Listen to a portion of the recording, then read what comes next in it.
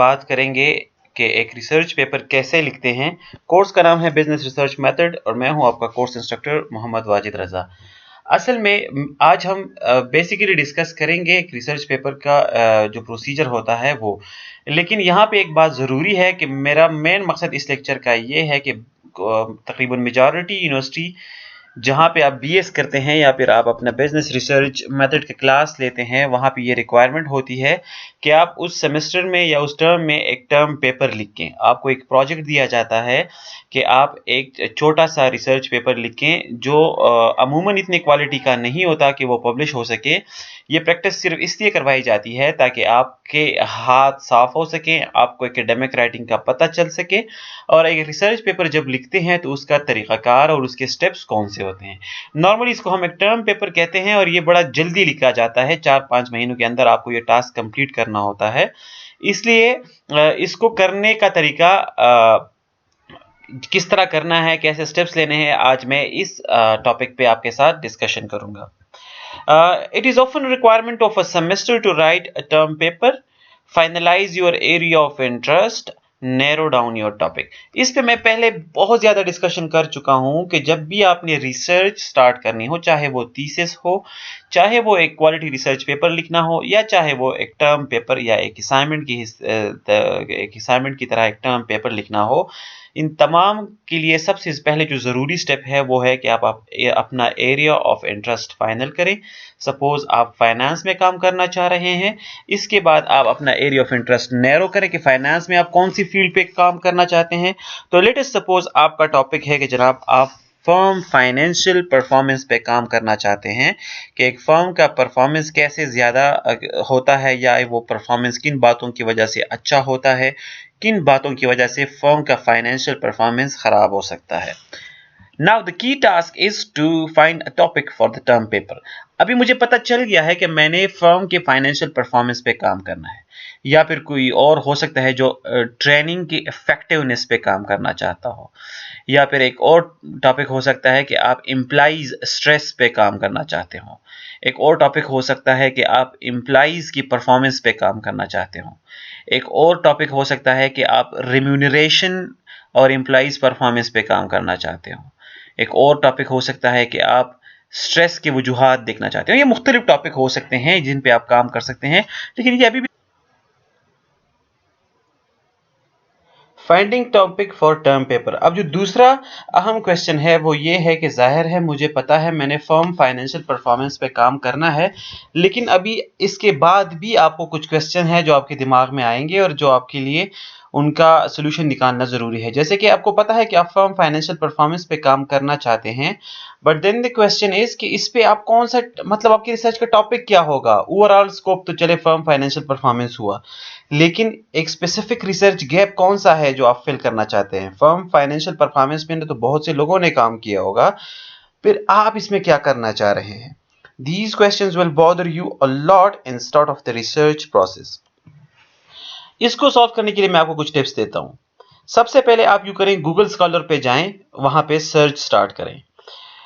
Search कैसे करनी है उसके लिए आपने पहले कुछ कीवर्ड्स लिखने हैं। जैसे कि अगर आप फर्म फाइनेंशियल परफॉर्मेंस पे काम करना चाह रहे हैं तो फर्म फाइनेंशियल परफॉर्मेंस या फर्म परफॉर्मेंस, ये आपकी कीवर्ड्स हो सकते हैं। यहां से आप स्टार्ट ले सकते हैं। ये आप लिखें और गूगल स्कॉलर में सर्च करें।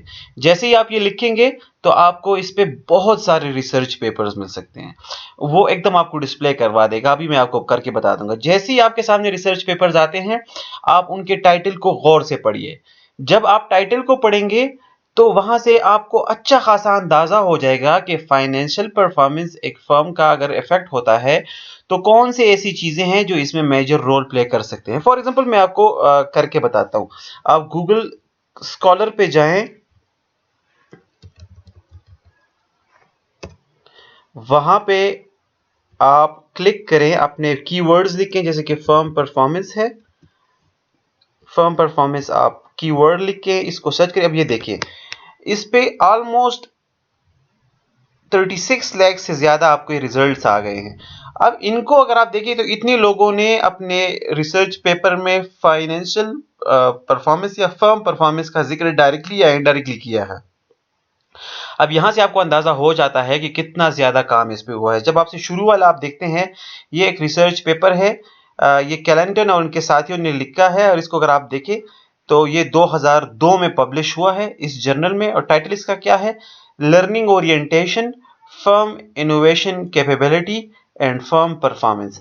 अब ये जो बंदे हैं ये देखना चाह रहे हैं कि लर्निंग ओरिएंटेशन और फर्म इनोवेशन कैपेबिलिटीज जो है एक फर्म की, ये दो चीजें आपकी फर्म परफॉर्मेंस को कितना इफेक्ट करती है।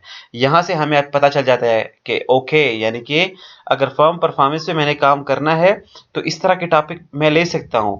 एक जैसे कि इस बंदे ने लिए हैं, ये फर्म के इनोवेशन कैपेबिलिटी को देख रहा है कि अगर फर्म की इनोवेशन कैपेबिलिटी ज्यादा है तो उसका फर्म परफॉर्मेंस पे क्या असर पड़ रहा है, अगर ये कैपेबिलिटी इनकी कम है तो उसका क्या असर पड़ रहा है।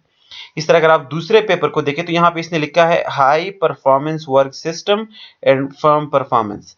अब ऊपर वाले पेपर में इनोवेशन कैपेबिलिटीज और फर्म परफॉर्मेंस का ताल्लुक देखा है।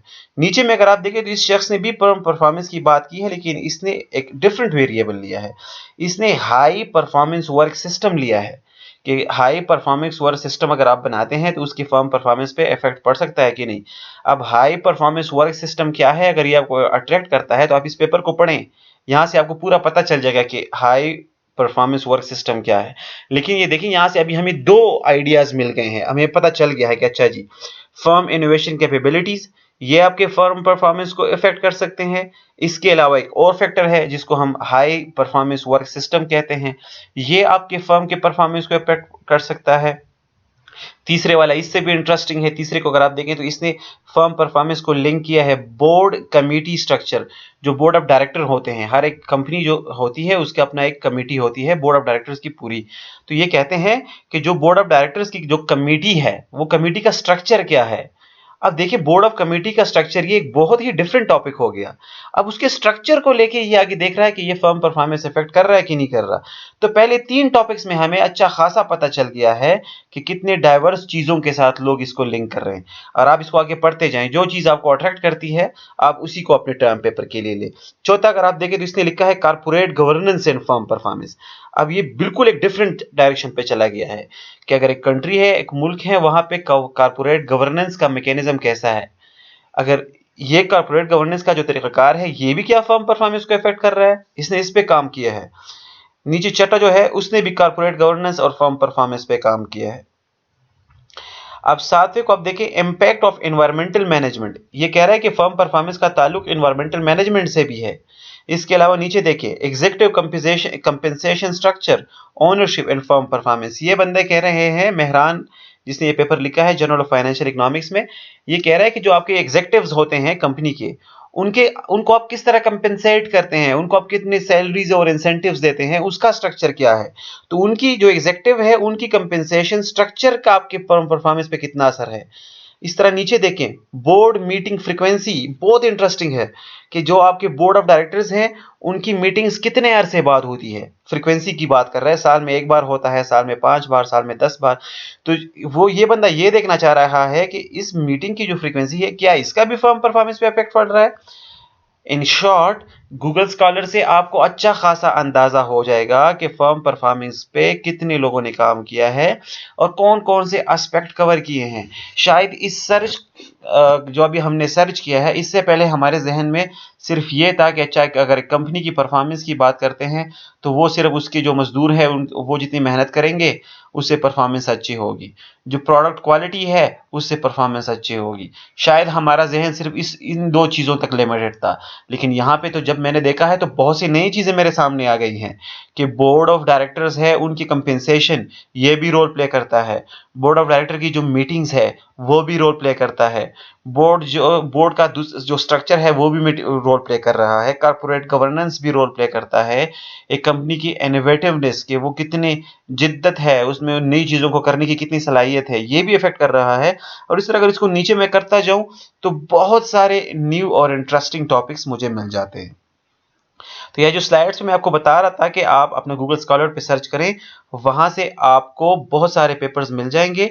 अब फिर आपने नेक्स्ट क्या करना है, इन पेपर्स को आपने ना स्क्रीन सिर्फ सिरसिरी देखना है, जो टॉपिक आपको अट्रैक्टिव लगे फिर आप उसी के साथ स्टिक करके रहें। शायद आप हो सकता है आप टर्म पेपर के लिए ये चूज करें कि ये जो बोर्ड मीटिंग फ्रीक्वेंसी है, ये आप इसको पढ़ें कि ये स्टडी कौन से कंट्री में हुई है। तो एक सिंपल काम आप ये कर सकते हैं कि अगर इस तरह की एग्जैक्टली कोई स्टडी पाकिस्तान में नहीं हुई या फिर जिस कंट्री में आप हैं, अगर वहां उस कंट्री में एग्जैक्टली इस तरह की कोई स्टडी किसी ने भी पहले नहीं की, तो आपके लिए ये एक ओपन गैप है, आपको बना बनाया गैप मिल गया कि जो आप जहां रह रहे हैं उस कंट्री में जितने कंपनीज है उसके फर्म परफॉर्मेंस पे जाहिर है लोग रिसर्च कर रहे होंगे, उन्होंने डिफरेंट चीज़ों को हाईलाइट किया होगा। लेकिन हो सकता है उस कंट्री में किसी ने बोर्ड मीटिंग फ्रीक्वेंसी को फर्म परफॉर्मेंस के साथ नहीं देखा होगा, तो एकदम से आपको पता चल जाता है ये आपका बना बनाया टॉपिक हो गया। तो आपका टॉपिक कैसे हो जाएगा कि board meeting frequency and firm performance, और इसके साथ लिखने एम्पेरिकल एविडेंस फ्रॉम जो आपकी कंट्री है उसका नाम लिख दें। तो इस तरीके से आप गैप ढूंढ सकते हैं। इसके अलावा आप जब इस पेपर को अंदर पढ़ेंगे तो इस ऑथर ने इस पेपर में जरूर बताया होगा कि वो क्या चाहता है कि फ्यूचर में इस पे कौन सा काम किया जाए। तो जो इसने अंदर इसके पेपर के अंदर बताया होगा वो भी आप लेके उस पे भी आप काम कर सकते हैं। तो अगर आप ये स्टडी सिर्फ अपने कंट्री में रिप्लिकेट करते हैं, मतलब आप चाहते हैं कि ये कंट्री यूएस में हुई है, अब आप चाहते हैं कि एग्जैक्टली यही स्टडी आप अपनी कंट्री के कॉन्टेक्स्ट में करें, तो ये एक वैलिड स्टडी होती है, ये बिल्कुल सही रिसर्च है, इसकी अपनी वर्थ है, आप इस तरह कर सकते हैं। इस तरह की स्टडी आसान इसलिए होती है क्योंकि इस पेपर में पूरा तरीकाकार इसने बताया होगा कि डेटा कैसे लिया है, फिर एनालिसिस कैसे किए हैं, फिर इसने अपना रिसर्च पेपर लिखा कैसे है। तो आप एग्जैक्टली इसी पेपर को जो ये वफाइस है इसने ये जो लिखा है इसी को आप फॉलो करें, इसके स्टेप्स फॉलो करें। इसने जिस तरह इंट्रोडक्शन लिखा है आप भी वैसे लिखें, इसने जिस तरह लिटरेचर रिव्यू किया है आप भी वैसे लिखें। मतलब कॉपी पेस्ट नहीं करनी, मतलब आपने एग्जैक्टली इस पेपर से कॉपी पेस्ट नहीं करनी, आपने जस्ट इससे गाइडेंस लेनी है। अगर अब आप देख रहे हैं, अब आप सोच रहे होंगे कि बोर्ड मीटिंग फ्रीक्वेंसी और फर्म परफॉर्मेंस का ताल्लुक किस तरह है, इसका लॉजिक आपको समझ नहीं आ रहा कि मैं किस तरह इसका लॉजिक बनाऊं, तो इस पेपर को पढ़ें, इसने ये पूरा लॉजिक बताया होगा। तो यहां से आपकी लॉजिक की समझ आ जाएगी, फिर आप अपने अल्फाज में उसको एक्सप्लेन करें कि आप क्यों समझते हैं कि लॉजिक है और पाकिस्तान के कॉन्टेक्स्ट में ये स्टडी क्यों जरूरी है। तो बड़ी आसानी से आपका टर्म पेपर यहां से चल पड़ता है। अब जब आप पेपर डाउनलोड कर लेते हैं तो नेक्स्ट इंपॉर्टेंट स्टेप इज कि टेकिंग नोट्स, कीवर्ड्स इनको आप नोट करें। An initial search will reveal a lot of determinants of financial performance। जैसे अभी मैंने आपको बताया, मैंने करके भी दिखाया, जैसे आप रिसर्च करते हैं आपको बहुत ज्यादा डिटर्मिनेंट्स मिलेंगे। डिटर्मिनेंट्स मतलब वो फैक्टर्स जो फाइनेंशियल परफॉर्मेंस को अफेक्ट कर सकता है। अभी जब हमने सर्च किया तो हमें बहुत डिटर्मिनेंट्स मिले, जैसे बोर्ड ऑफ डायरेक्टर्स की कंपेंसेशन, बोर्ड ऑफ डायरेक्टर की मीटिंग की फ्रीक्वेंसी, कारपोरेट गवर्नेंस, इनोवेटिवनेस, ये सारे डिटर्मिनेंट्स थे। तो आपको बहुत ज्यादा डिटर्मिनेंट्स हो सकते हैं। तो this will open your thinking horizon. Exactly अभी जब हमने इसको पढ़ना शुरू किया थोड़ी देर पढ़ा, लेकिन हमें कितनी ज्यादा मालूमात आ गई कि फर्म फाइनेंशियल परफॉर्मेंस कितनी यूनिक कंपोनेंट्स ये है या जो डिटर्मिनेंट्स है वो इसको इफेक्ट कर सकते हैं। डाउनलोड सम रिलेवेंट आर्टिकल्स, तीसरा स्टेप यह है कि आपने जो आर्टिकल पढ़ रहे हैं उसमें से आप एक खास एरिया को सेलेक्ट करें, फिर उस पर कुछ रिसर्च पेपर्स डाउनलोड करें। आप ये गलती कभी ना करें, आप तमाम पेपर्स को कभी डाउनलोड ना करें। आप ऐसे नहीं करें कि एक पेपर, जैसे अब ये आप गूगल स्कॉलर में देख रहे थे, अब अगर ये तमाम पेपर मैं डाउनलोड करूंगा तो ये मेरे लिए मसला बन जाएगा। क्यों? क्योंकि ये देखिए ये पेपर कॉर्पोरेट गवर्नेंस पे है, ये आपका बोर्ड कमेटी स्ट्रक्चर पे है, ये आपका हाई परफॉर्मेंस वर्क सिस्टम पे है। तो अगर इन तमाम को मैं डाउनलोड करूंगा तो ये तो अलग अलग चीजों को टच कर रहा है, तो मेरे लिए फिर बड़ा मुश्किल हो जाएगा इनको समझना। अभी फॉर एग्जांपल मैंने फाइनल कर दिया है कि मैं कॉर्पोरेट गवर्नेंस और फर्म परफॉर्मेंस पे ही काम करूंगा, मैंने सिर्फ इस चीज को देखना है। तो फिर इसके लिए टैप किया है कि अभी आपके कीवर्ड्स पहले क्या था, सिर्फ फर्म परफॉर्मेंस था, अभी आपके पास दो कीवर्ड हो गए हैं, कॉर्पोरेट गवर्नेंस और फर्म परफॉर्मेंस। तो आप इसको कॉपी करें, इसको लेके ना अभी आप इसको सर्च करें, यहां पे आप गूगल स्कॉलर में आए,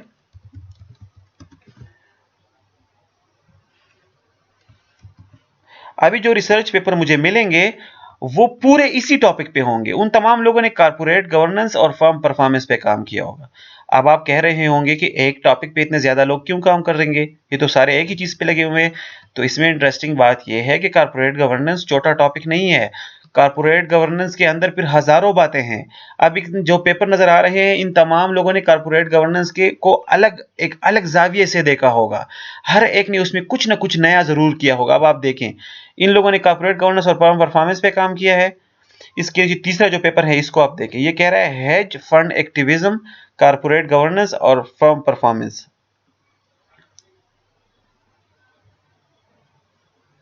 इससे नीचे देखें accounting discretion, corporate governance and firm performance. अब देखें तमाम लोग इसको डिफरेंट चीजों के साथ लिंक कर रहे हैं।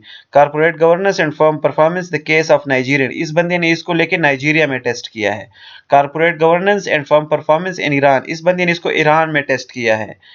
इस तरीके से जब आप सर्च करेंगे ना तो आपको बड़े मजे की चीजें मिलती जाएंगी और यहां से फिर आप इसको पढ़ सकते हैं। एक और शॉर्टकट आप यहां से ये लगा सकते हैं कि ये जो हमारा टॉपिक था corporate governance and firm performance, इसके साथ अगर आप रिलेटेड पेपर्स देखना चाहते हैं जो इसके करीब करीब हो तो यहाँ आप नीचे आके देखें, यहाँ पे लिखा है रिलेटेड आर्टिकल्स। तो अगर आप ये रिलेटेड आर्टिकल्स क्लिक करेंगे तो यहाँ से आपको वो पेपर्स मिल जाएंगे जो इस पेपर के बहुत करीब करीब हैं। अब देखें ये वो पेपर है जिसकी हम बात कर रहे थे। ये तमाम आर्टिकल्स कौन से हैं जो इसके बहुत ज्यादा करीब हैं। तो अब आप ये तमाम आर्टिकल पढ़ सकते हैं अगर आप चाहें तो। एक और भी आप काम कर सकते हैं, क्योंकि जो अभी कॉर्पोरेट गवर्नेंस और फर्म परफॉर्मेंस की हम बात कर रहे हैं ये पेपर 2008 का है। तो आप इसमें ये कर सकते हैं कि यहाँ पे ये टाइप करें और इसके साथ आप ये करें कि आप इसको रीसेंट करें, मतलब कि इसके साथ यहाँ पे बेशक 2019 लिख लें। देखते हैं कि क्या क्या कौन से पेपर्स आते हैं। अब ये देखिए 2019 में एक पेपर शाया हुआ है जो कह रहा है कि the impact of the corporate governance on firm performance, a study and financial institution in Sri Lanka. 2019 में एक बंदे ने इस पे श्रीलंका में काम किया है। एक और काम 2019 में इसी टॉपिक पे हुआ है। इसने बहुत सारे इमर्जिंग मार्केट्स लिए हैं, इमर्जिंग मार्केट लिए हैं, सॉरी बहुत सारे तो नहीं है, सिर्फ एक ही तुर्की वाला काम किया है इसने। Corporate governance and firm performance sequel 2019 में ये भी हुआ है। Does corporate governance failure firm performance study of valuation of MENA companies. अब ये देखिए ना आपको इसको मुख्तलिफ एस्पेक्ट्स आपको मिल रहे हैं। तो इस तरीके से आप अपना टॉपिक फाइनल कर सकते हैं। अच्छा, इसमें एक और मजे की बात आपको बता दूं कि ये रिसर्च गेट में जो सामने पीडीएफ लिखा होता है ये पेपर्स आपके लिए अवेलेबल होते हैं, इनको आप डाउनलोड कर सकते हैं। जिनके सामने पीडीएफ नहीं है वो फिर आप यहां से डाउनलोड नहीं कर सकते, वो फिर आप जिन लोगों के पास सब्सक्रिप्शन होती है सिर्फ वही डाउनलोड कर सकते हैं।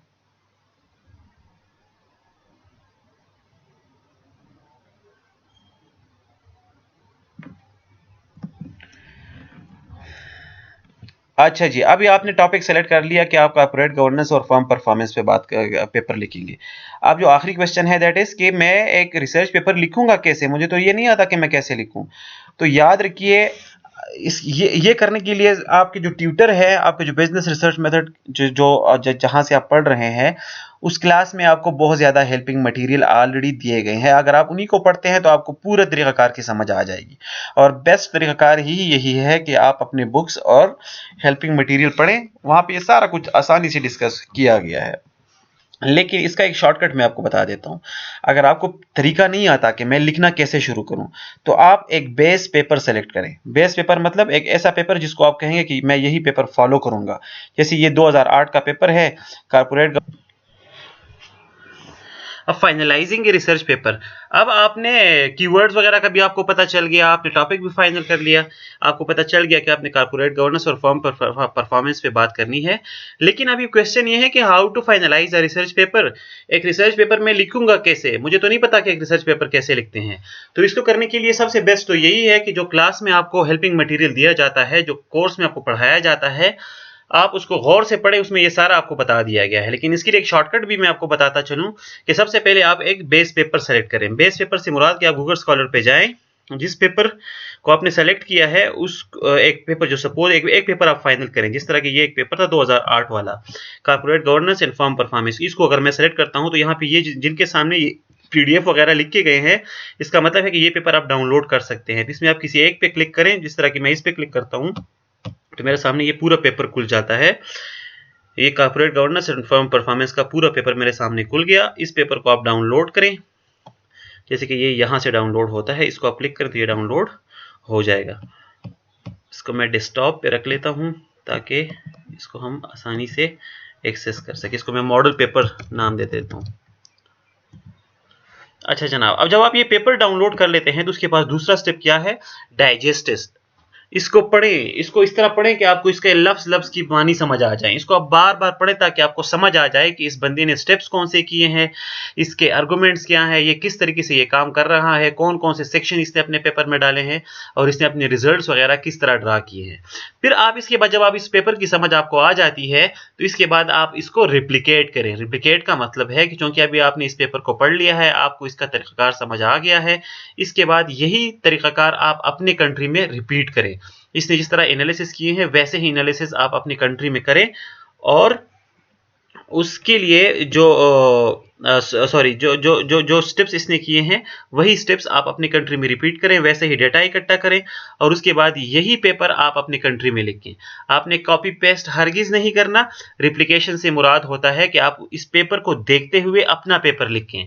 अगर आपको तरीका नहीं आता कि आर्गुमेंट कैसे लिखने हैं, तो यही पेपर खोल के देखें इस बंदे ने आर्गुमेंट कैसे लिखे हैं, उससे तरीका सीखें और खुद करें। अभी आपको ये नहीं पता कि जो पेपर मैं लिख रहा हूँ, जो प्रोजेक्ट मैं कर रहा हूँ, उसमें कितने सेक्शंस होंगे, तो आसान काम है। आप ये पेपर ओपन करें जो अभी आपने डाउनलोड कर दिया है।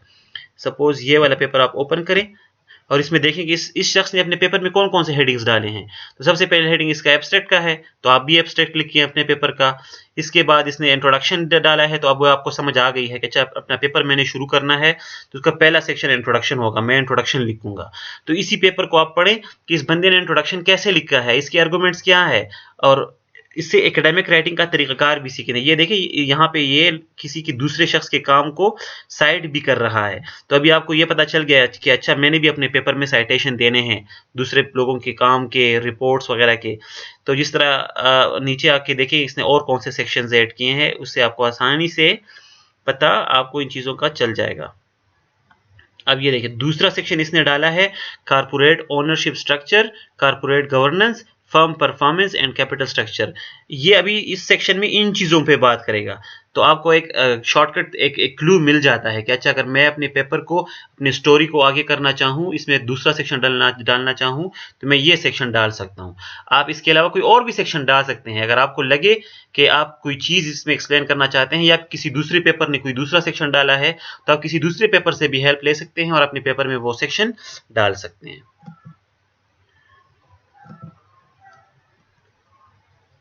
अभी वही बात कि how should I start writing my paper. So your class tutor must have shared a lot of helping material to improve your academic writing. However, a shortcut is to select one quality paper and try to replicate it. The research paper is your best teacher. Just try to follow the write-up, take guidance and how the author have written every section in the paper. Also follow the steps that the author has followed while writing the paper. ये वही बातें मैंने यहाँ पे लिखी हैं जो अभी मैंने आपसे की कि आप पेपर को लें, उसको पढ़ें, उसको समझने की कोशिश करें और उसके बाद जो स्टेप्स उसने लिए हैं उन्हीं स्टेप्स को फॉलो करने की कोशिश करें। सपोज ये दूसरा पेपर है, इसको भी देख लेते हैं कि इस बंदे ने का काम किस तरीके से चल रहा है। तो आप ये लें, इसको डाउनलोड करें, इसको पढ़ें, इसको समझें और उसके बाद जो सेक्शन इसने अपने पेपर में डाले हैं, आप अगर उससे हटकर भी आप सेक्शन डाल सकते हैं, नहीं तो जिस तरह की इस बंदे ने काम किया है आप कोशिश करें कि इसको इसी तरह रिप्लिकेट करें। अब देखिए इसने भी शुरू में इंट्रोडक्शन डाला है, फिर नीचे इसने कोई और सेक्शन डाला होगा अपने आर्गुमेंट्स बिल्ड करने के लिए। अब इसको देखें, इसने डायरेक्ट दूसरे सेक्शन में रिव्यू ऑफ रिलेटेड रिसर्च डाला है। पहले वाला पेपर अगर आप देखें तो उसके दूसरे सेक्शन में लिटरेचर रिव्यू हेडिंग नहीं था, इसने कोई और हेडिंग दिया था। इस वाले पेपर ने कोई और हेडिंग दिया है।